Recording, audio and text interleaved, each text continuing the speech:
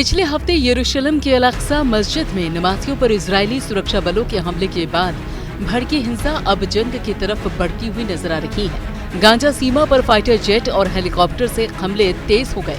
वहां पर भारी गोलीबारी भी हो रही है। अब गाजा की सीमा पर इजरायल ने अपने सैनिकों को जमीन से लड़ने के लिए भेज दिया है। इजरायली हमले की आशंका के चलते गाजा में कई लोग अपने घरों को छोड़कर जा रहे हैं।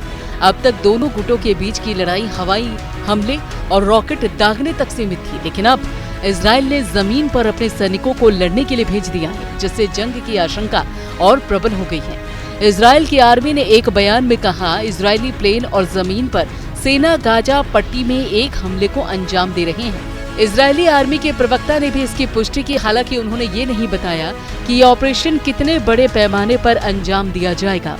इजरायल की सेना ने कहा कि शुक्रवार को हुए हमले में आर्मी और एयरफोर्स शामिल थी, लेकिन सेना ने गाजा में प्रवेश नहीं किया। शुक्रवार की सुबह जारी किए गए एक बयान में इजरायली प्रधानमंत्री बेंजामिन नेतन्याहू ने कहा कि फिलिस्तीन आतंकवादियों के खिलाफ इजरायल का सैन्य ऑपरेशन अब तक जारी रहेगा जब तक इसकी जरूरत होगी। नेतन्याहू ने कहा है कि गाजा का इस्लामिक संगठन हमास इसकी भारी कीमत चुकाएगा। हमास की सेना के प्रवक्ता ने भी कहा कि इजरायल की सेना अगर जमीन पर लड़ाई शुरू करती है तो उनका संगठन कड़ा सबक सिखाने के लिए तैयार है। असल में यरूशलेम स्थित अल-अक्सा मस्जिद में फिलिस्तीनियों और इजरायली सुरक्षा बलों के बीच 10 मई को झड़प शुरू हुई। इसमें दर्जनों फिलिस्तीनी प्रदर्शनकारी घायल हो गए। पूर्वी यरूशलेम के शेख जराह से फिलिस्तीनी परिवारों को हटाने की इजरायल की योजना की वजह से भी फिलिस्तीनी गुस्से में थे।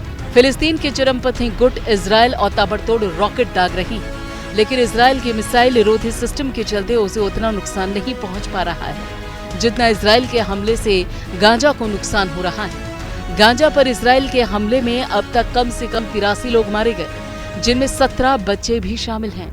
दरअसल इजरायल फिलिस्तीन के मौजूदा संघर्ष में सबसे विवादित मुद्दा यरूशलेम है और इसी के लिए पिछले हफ्तों से इस शहर में फिलिस्तीन प्रदर्शनकारियों और इजरायल के सुरक्षा बलों के बीच संघर्ष जारी है। ये शहर को ईसाई, इस्लाम और यहूदी तीनों ही धर्मों में सबसे खास स्थल माना जाता है। पैगंबर हजरत इब्राहिम को अपने इतिहास से जोड़ने वाले तीनों धर्म इस शहर को अपना सबसे पवित्र स्थान मानते हैं। किले नुमा सुरक्षा दीवार से विभाजित इस शहर में ईसाई, इस्लामी, यहूदी और अर्मेनियाई धर्म के लोग रहते हैं, जो भीषण जंग की आशंका से सहमे हुए हैं। Bureau report.